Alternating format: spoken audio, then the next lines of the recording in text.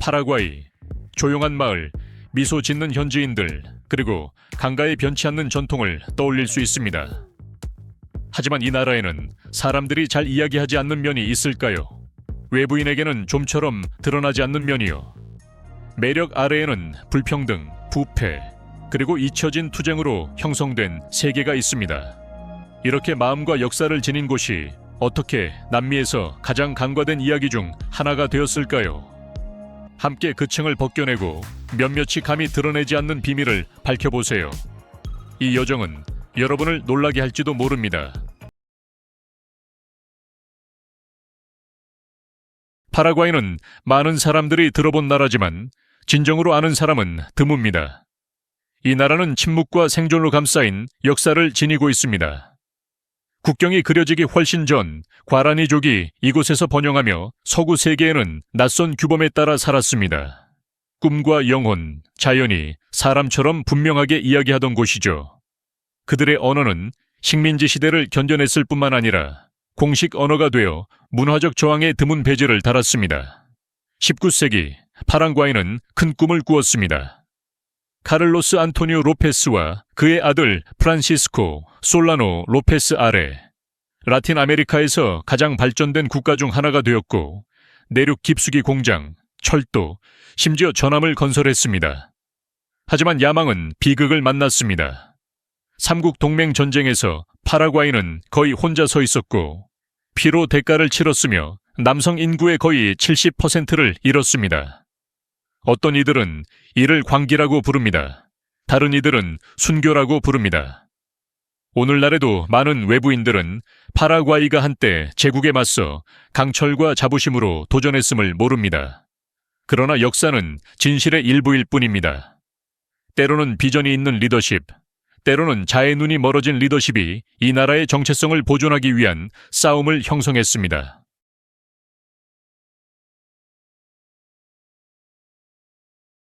파라과이의 과거는 헤드라인에 쓰여지지 않고 잊혀진 독재의 속삭임 속에 묻혀 있습니다. 알프레도 스트레스너는 35년 동안 대통령으로서뿐만 아니라 조용한 지배의 상징으로 군림했습니다. 그의 지배는 강력하고 그의 네트워크는 충성스러웠으며 그의 정권은 두려움과 규율로 가려져 있었습니다. 그는 라틴 아메리카에서 가장 오랫동안 지속된 독재 정권 중 하나를 수립했으며 소름 끼치는 비밀을 가지고 있었습니다. 파라과이는 그의 감시 아래 나치 도망자들을 수용했습니다. 외부 세계에는 평화처럼 보였지만 내부에서는 권력이 그림자 속에서 거래되었습니다. 복종하는 이들은 편안하게 살았고 의문을 제기하는 이들은 사라졌습니다. 소수의 엘리트가 불을 쌓는 동안 나머지는 병원이 썩고 다리가 무너지는 것을 지켜보았습니다. 그러다 2899년 벽이 갈라졌습니다. 스트레스너는 무혈 쿠데타로 전복되었지만 민주주의는 또 다른 가면을 가져왔습니다. 부패는 사라지지 않았고 새로운 손으로 옮겨졌습니다. 30년이 넘는 시간 동안 파라과이는 거의 10명의 대통령을 거쳐왔고 그들 중 많은 이들은 스캔들로 얼룩졌습니다. 그러나 깊은 지하에서는 변화의 바람이 일고 있습니다. 세계에서 가장 큰 E-타입 댐은 한때 정치적 거래의 수단으로 사용되었지만 이제는 파라과이뿐만 아니라 브라질의 15%도 전력 공급을 하고 있습니다. 외국 투자자들이 돌아오고 있습니다. 디지털 기업가들은 조용한 기술 붐을 이야기하고 있습니다. 파라과이는 정말 저주를 깨뜨릴 수 있을까요? 아니면 가장 어두운 유령들이 계속해서 대본을 쓸까요? 진실이 오랫동안 침묵 속에 살아온 곳에서 정의는 어떤 모습일까요?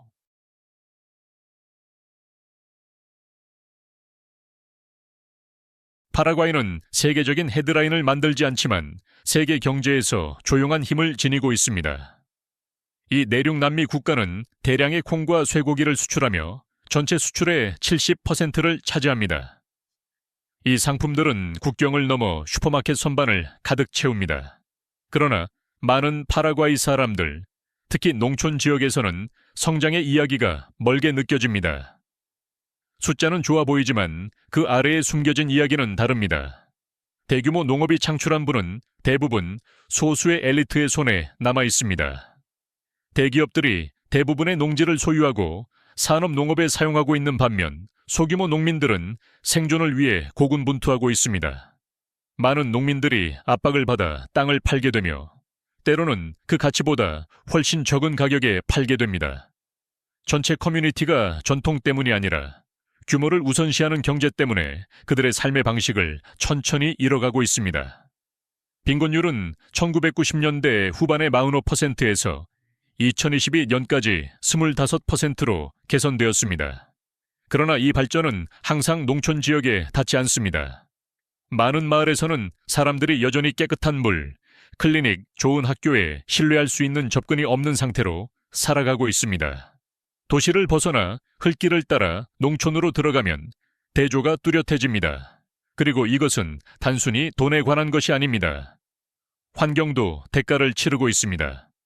농작물을 위한 공간을 만들기 위해 산림 파괴가 급속히 확산되고 있으며 강은 오염을 한류로 운반하여 종종 가족들이 의존하는 물에까지 영향을 미칩니다. 이 나라의 몇 가지 주요 수출품에 대한 의존은 시장 변동에 취약하게 만듭니다. 글로벌 콩 가격이 하락하면 일자리에서 정부 예산까지 모든 것이 영향을 받을 수 있습니다. 어떤 이들은 파라과이의 낮은 세금이 기업 운영과 수출 경쟁력을 유지하는 데 도움이 된다고 말합니다. 하지만 다른 이들은 이 모델이 공공의 손에서 중요한 자원을 빼앗고 있는 것인지 궁금해합니다. 그렇게 많은 사람들이 이야기에서 제외된 채로 한 나라가 더 강해질 수 있을까요? 이는 파라과이를 방문하는 모든 여행자가 명심해야 할 질문입니다. 이제 이 여정에 더 깊이 들어가기 전에 짧은 부탁이 있습니다. 이 이야기가 눈을 뜨게 하거나 가치 있다고 느끼셨다면 종 모양 아이콘을 눌러 구독해 주세요. 여러분의 지원이 이 채널을 살리고 약속합니다. 앞으로 더 많은 이야기가 기다리고 있습니다. 다음 이야기를 준비하시겠어요?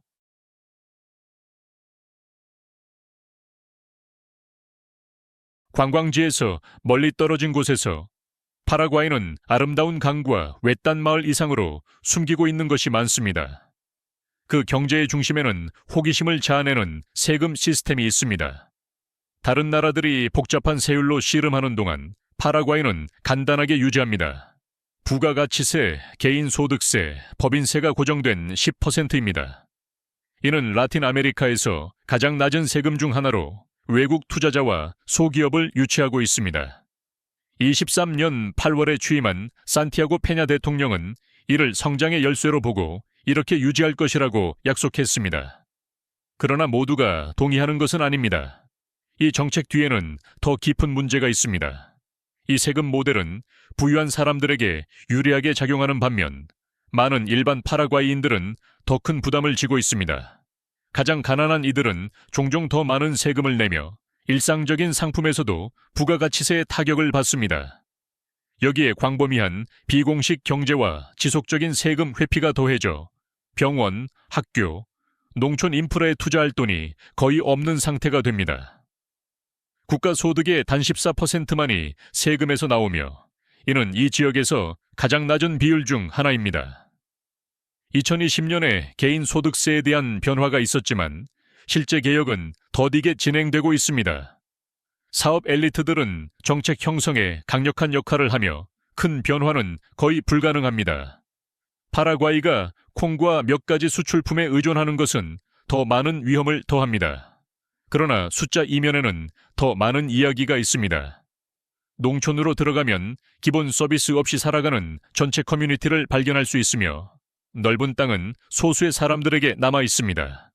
부유한 엘리트와 농촌의 가난한 사람들 사이에 깊은 간극은 화면에서 좀처럼 보이지 않는 이야기를 전합니다. 관광객들은 결코 이 이야기를 듣지 못할지 모르지만 이러한 대조는 공정성과 기회 개념에 도전하는 방식으로 일상생활을 형성합니다. 인구의 1.6%가 토지의 80% 이상을 소유하는 나라에서 이렇게 시스템이 구축되어 있을 때 누가 진정으로 혜택을 받을까요? 그리고 뒤처진 사람들은 어떻게 될까요?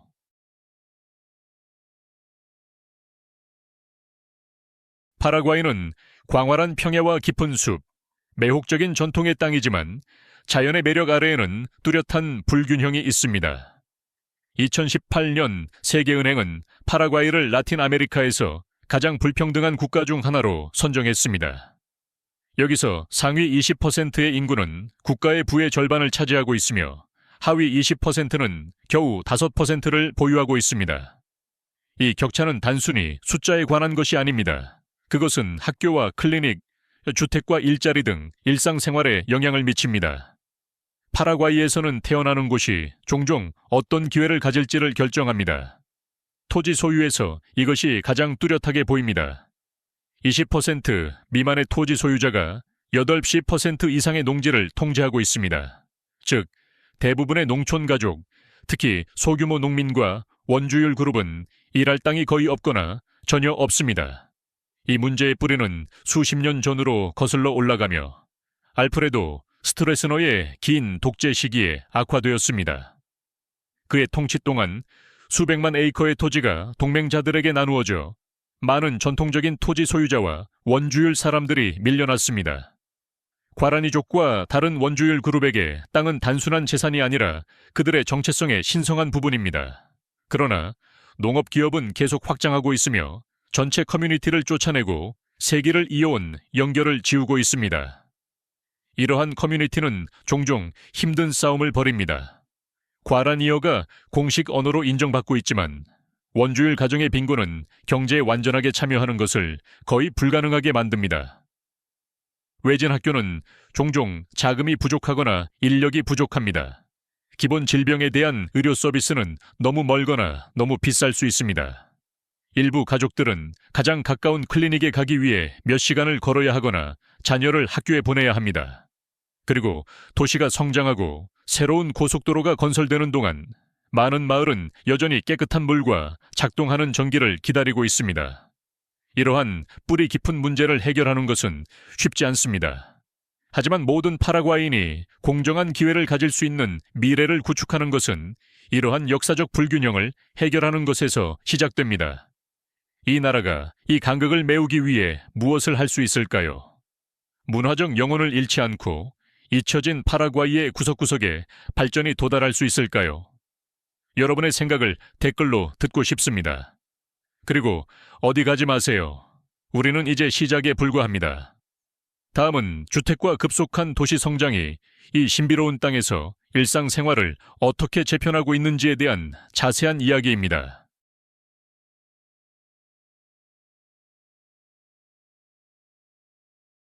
파라과이는 종종 자연의 아름다움과 따뜻한 사람들로 보이지만 수백만 명에게 영향을 미치는 주택 위기에 직면해 있습니다. 전국적으로 100만 개 이상의 주택이 없거나 긴급한 수리가 필요합니다. 약 80만 개는 재건축이나 업그레이드가 필요합니다. 200만 개는 증가하는 수요를 충족하기 위해 새로 건설해야 합니다. 이러한 숫자 뒤에는 많은 가족들이 있습니다. 많은 이들이 폭풍이나 홍수에 대한 안전이 없는 취약한 집에 살고 있습니다. 아순시온의 저지대 동네인 바냐도 수루와 같은 곳에서는 문제가 특히 심각합니다. 집은 나무, 고철 또는 플라스틱 시트로 지어져 있으며 홍수에 취약한 땅에 위치하고 있습니다. 우기 동안 가족들은 종종 대피해야 합니다.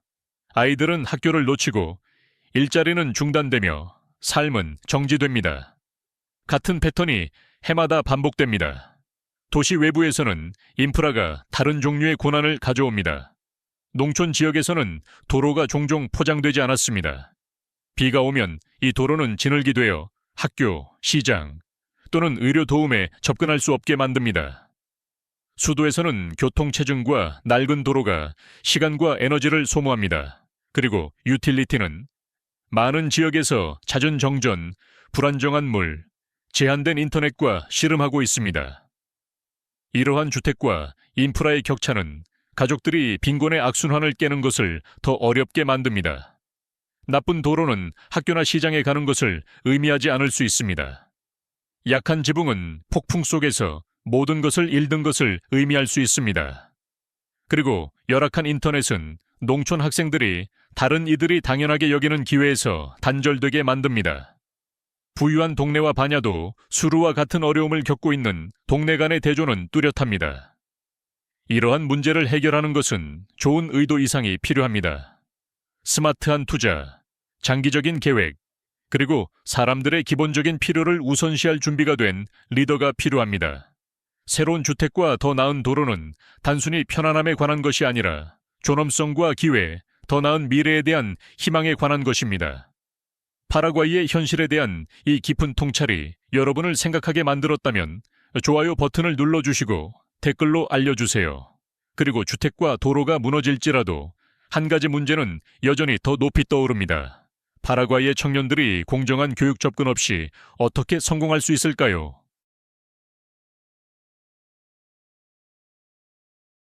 파라과이에서 교실은 종종 꿈이 시작되는 곳이지만 많은 이들에게 그 꿈은 희망과 그 외에는 아무것도 없는 상태로 유지되고 있습니다. 특히 농촌 지역에서 교육은 심각한 도전에 직면해 있습니다. 일부 학교는 제대로 된 책상도 교과서도 없는 창고에 불과하며 빗물을 막기도 힘든 건물입니다. 노력은 있었지만 이 나라는 여전히 라틴 아메리카의 대부분보다 학생 한 명당 적은 돈을 지출하고 있습니다. 그 결과 과밀한 학급과 훈련받지 않은 교사가 흔합니다. 카아구아주 출신의 헌신적인 교사 클라라를 보세요. 그녀는 해가 뜨기 전에 일어나 학교로 걸어가 최선을 다해 가르치지만 월급은 음식과 임대료를 간신히 충당할 정도입니다. 그녀는 혼자가 아닙니다. 농촌 파라과이의 많은 교사들이 생계를 꾸리기 위해 고군분투하며 변화를 만들고자 노력하고 있습니다. 아순시온과 같은 도시에서는 자녀를 사립학교에 보낼 수 있는 가족들이 있습니다. 그러나 농촌에서는 학생들이 가장 가까운 교실에 도달하기 위해 긴 거리를 걸어야 합니다. 일부 학교는 전기가 없고 다른 학교는 인터넷이나 수돗물이 없습니다. 빛이나 외부 세계와의 연결 없이 배우는 것을 상상해 보세요. 최근 보고서에 따르면 파라과이에서 중등학교를 마치는 어린이는 겨우 63%입니다. 이는 지역 평균인 78%보다 훨씬 낮으며 외진 지역에서는 더 낮습니다. 도시와 농촌 교육 간의 격차는 계속해서 커지고 있습니다. 밝은 부분도 있습니다. 일부 정부 프로그램이 교사 교육을 시작하고 농촌 학교에 디지털 도구를 도입하고 있습니다. 이러한 노력은 중요하지만 충분하지 않습니다. 진정한 변화는 더 깊은 투자와 모든 어린이에게 교육을 평등하게 만들겠다는 강한 의지가 필요합니다. 한 나라의 미래는 오늘날 아이들에게 무엇을 가르치느냐에 달려 있습니다. 교육은 단순히 읽기나 수학에 관한 것이 아니라 삶을 구축하는 것입니다. 그런데 학교는 그 그림의 한 부분일 뿐입니다. 아이들이 아프거나 노인이 클리닉이나 약이 없는 곳에서 돌봄이 필요할 때는 어떻게 될까요? 다음에는 파라과이의 의료 시스템에서 조용한 위기를 탐구합니다.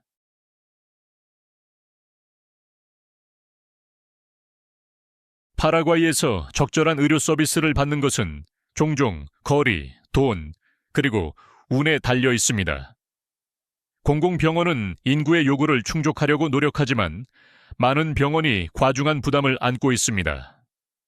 농촌 지역에서는 시설이 인력, 약품, 심지어 깨끗한 침대 시트가 만성적으로 부족합니다. 아순시온의 중앙병원에서는 의사들이 제한된 도구로 긴 줄을 관리합니다. 한 간호사는 이를 인내와 인내의 지속적인 시험으로 묘사했습니다. 도시 외부에서는 문제가 더욱 심각해집니다. 외진 지역에서는 클리닉이 드물고 일부는 전기가 없고 수돗물도 없으며 상주 직원도 없습니다. 임산부는 치료를 받기 위해 몇 시간을 이동해야 하며 때로는 너무 늦게 도착합니다. 간단한 감염이나 출산 합병증이 생명을 위협하는 응급 상황이 될 수 있습니다. 반면 도시 병원은 더 잘 갖춰져 있지만 항상 더 나은 인력을 갖추고 있지는 않습니다. 부유한 주민들은 현대 장비를 갖춘 사립 클리닉을 이용하지만 대부분의 사람들은 공공 시스템에 의존합니다. 그곳에서는 과밀로 인해 긴 대기 시간이 발생하고 공급 부족으로 인해 환자들은 기본 약품을 개인 비용으로 구매해야 하거나 아예 구하지 못하게 됩니다. 농촌 가족에게 의사 방문은 단순한 치료가 아니라 여정입니다. 울퉁불퉁한 비포장 도로는 짧은 거리조차 멀게 만듭니다.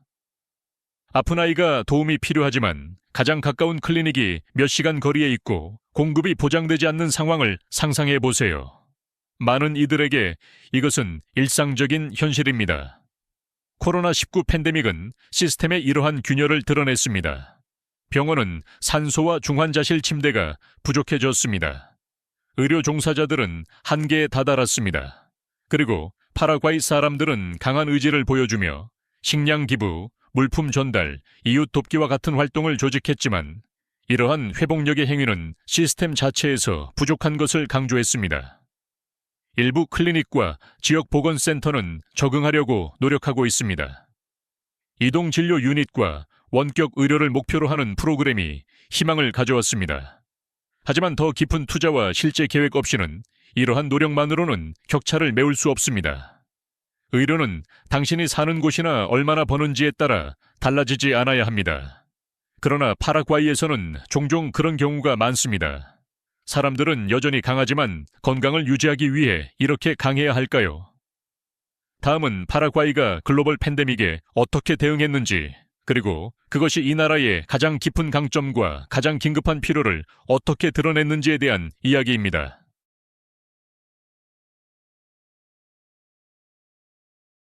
팬데믹은 파라과이의 고난을 시작한 것이 아니라 오랫동안 견뎌온 현실의 커튼을 젖혔습니다. 먼지 나는 마을과 강가의 바리오에서 가족들은 음식이 없는 상황에 직면했습니다. 어머니들은 쌀을 나누어 먹었습니다. 아이들은 배고픔을 잊기 위해 일찍 잠자리에 들었습니다. 이 투쟁 속에서 오래된 관습인 올라스 포플라레스, 즉 공동 냄비가 다시 등장했습니다.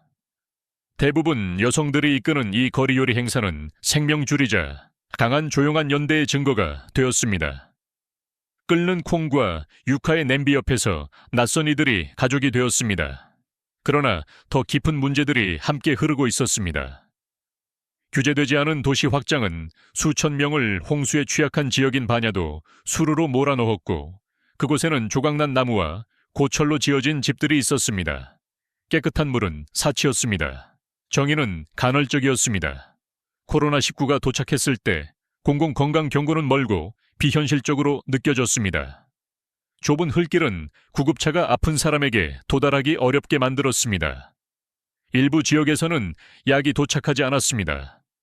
동시에 경제적 압박은 취약한 생계를 드러냈습니다.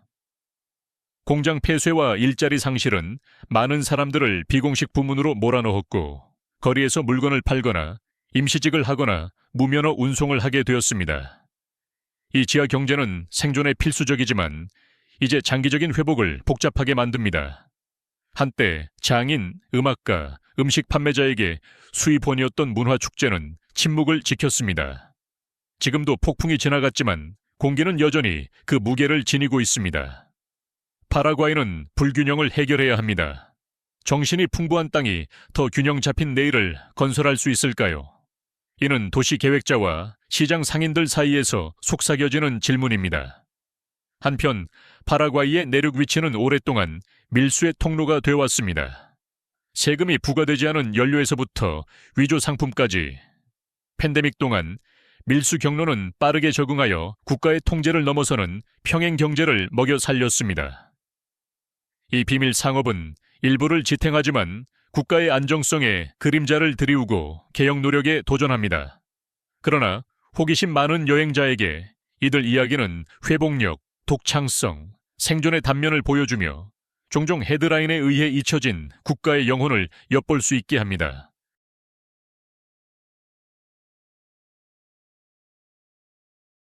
남미의 중심에서 내륙의 파라과이는 무역 경로와 그림자의 교차로에 서 있습니다. 브라질과 아르헨티나 사이에 위치한 이 조용한 나라는 법적 및 불법적 상품이 국경을 넘어 이동하는 보이지 않는 동맥이 되었습니다. 전략적 위치가 상업을 촉진하는 동시에 외부인들이 잘 알지 못하는 숨겨진 지하 세계로의 문을 열었습니다. 국제 감시자와 지역 지도자들은 경고음을 울렸습니다. 세금이 부과되지 않은 전자제품에서부터 마약 밀매, 무기 밀수에 이르기까지 파라과이의 느슨한 국경과 약한 단속은 이를 주요 통과 지역으로 만들었습니다. 사실 넷플릭스 시리즈 DNA 오브 크라임은 이 세계를 깊이 탐구하며 그러한 거래가 사회에 미치는 영향을 드물게 보여줍니다. 드라마를 넘어서 실제로 사람들은 그 영향을 느끼고 있습니다. 교차로에 갇힌 가족들, 빠른 돈에 유혹당하는 청소년들, 불균형한 시장에서 경쟁해야 하는 기업들. 이를 방역하기 위해 정부는 블랙마켓 네트워크를 해체하기 위한 프로그램인 누에바 알리안자와 범죄에서 청소년을 멀리하기 위한 사회적 이니셔티브인 수마르를 시작했습니다. 그러나 이러한 노력에도 불구하고 부패는 연기처럼 제도 속에 스며들어 보이지 않지만 깊이 느껴집니다. 공무원들은 정책이 비전 부족이 아니라 고착된 이해관계의 저항으로 인해 자주 실패한다고 인정합니다. 이해관계는 경제적이지 않습니다. 이러한 문제는 정치에 파급 효과를 미치며 신뢰를 약화시키고 국제 파트너십을 복잡하게 만듭니다. 산티아고 페냐 대통령은 남미와 유럽 간의 강력한 유대 관계를 촉구하며 범죄에 증가하는 물결을 억제하기 위한 공동 보안 전략을 촉구했습니다. 일부 진전이 이루어지고 있습니다. 국제협력, 감시기술, 표적 단속이 불법 네트워크에 대한 통제를 강화하기 시작했습니다. 그러나 여전히 많은 것이 표면 아래에 남아 있습니다. 외진 마을과 국경 마을에서는 많은 지역 주민들이 지하 거래를 범죄가 아니라 생존으로 보고 있습니다. 밀수는 조용하고 위험한 문화적 흐름이 되었으며 좀처럼 공개적으로 논의되지 않습니다. 그러나 날카로운 시각을 가진 외부인에게 파라과이는 전통, 필요, 법 사이의 긴장을 드러내는 다양한 층을 보여줍니다. 그리고 국가가 이러한 현대적 도전에 씨름하는 동안 농촌에서는 더 조용한 위기가 커지고 있습니다. 한때 파라과이의 영혼을 정의했던 숲과 야생 동물들이 새로운 밭이 개간될 때마다 줄어들고 있습니다. 이 나라는 국경에서의 그림자와 싸우면서 그들의 녹색 유산을 보호할 수 있을까요?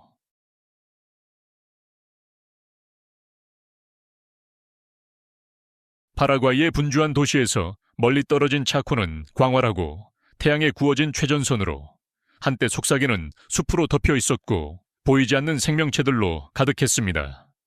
수세대에 걸쳐 이 황야는 남미의 마지막 원시적 경계 중 하나로 남아 있었습니다. 그러나 불과 20년 만에 600만 헥타르 이상의 숲이 사라졌고 불도저에 의해 콩 농장과 광활한 소 사육장을 위한 공간으로 개간되었습니다. 위성 사진은 이제 뚜렷한 변화를 보여줍니다.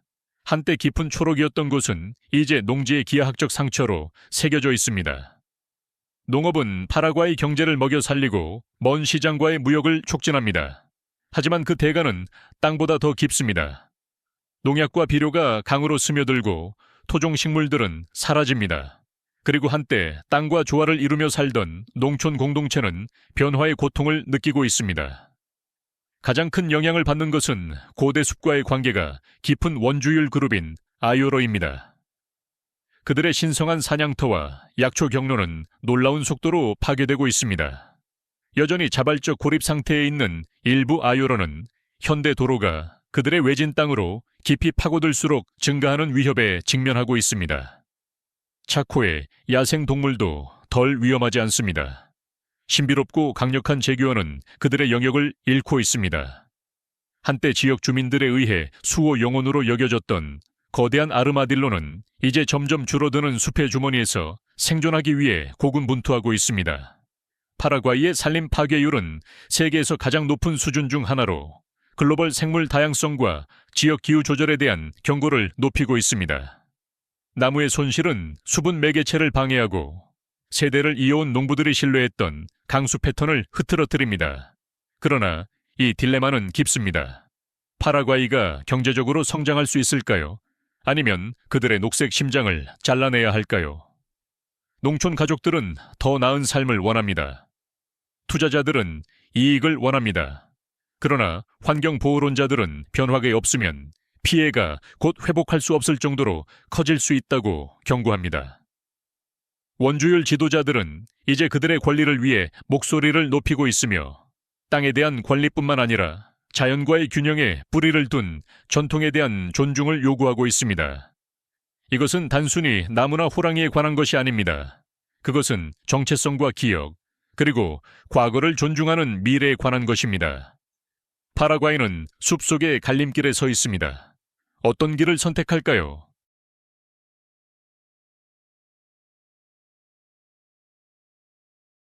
파라과이의 경치와 조용한 마을 너머에는 여행 안내서에서 찾을 수 없는 또 다른 이야기가 있습니다. 그것은 사람들이 보이기를 위해 싸우는 이야기입니다. 그들 중에는 자연의 리듬을 따라 살아온 과라니와 아요러 같은 원주율 그룹이 있습니다. 그러나 농업의 침범은 모든 것을 변화시켰습니다.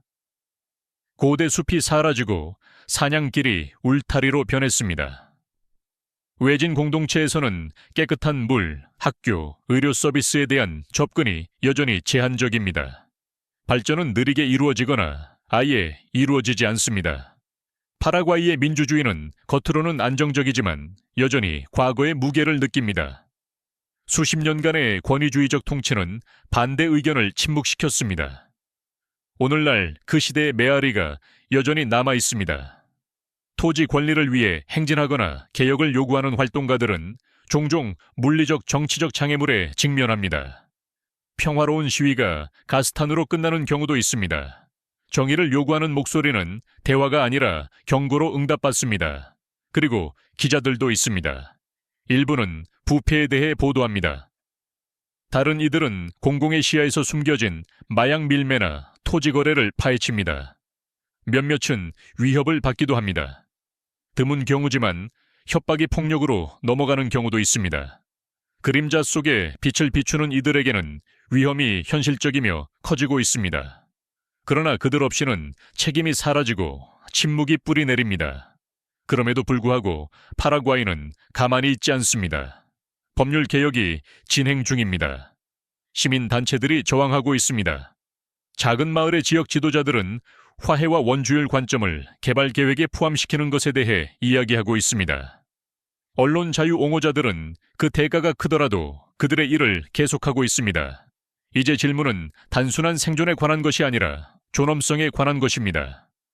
국가가 그들의 사람들, 농촌이든 도시이든 원주율이든 정착민이든 평등한 입장에 설 수 있도록 보장할 수 있을까요? 그리고 최근 빈곤 감소의 진전이 새로운 장의 시작을 나타낼 수 있을까요? 간단한 대답은 없습니다. 그러나 필드와 교실, 카메라 뒤에서 많은 파라과이인들이 이미 그것을 형성하고 있습니다.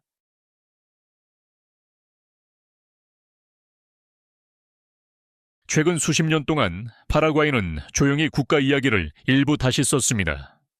1999년에서 2022년 사이에 빈곤율은 45%에서 25%로 떨어졌고 극심한 빈곤은 절반으로 줄어들었습니다. 이러한 성장은 농업과 산업의 강력한 성과에 의해 이루어졌으며 이동 중인 국가를 드러냅니다.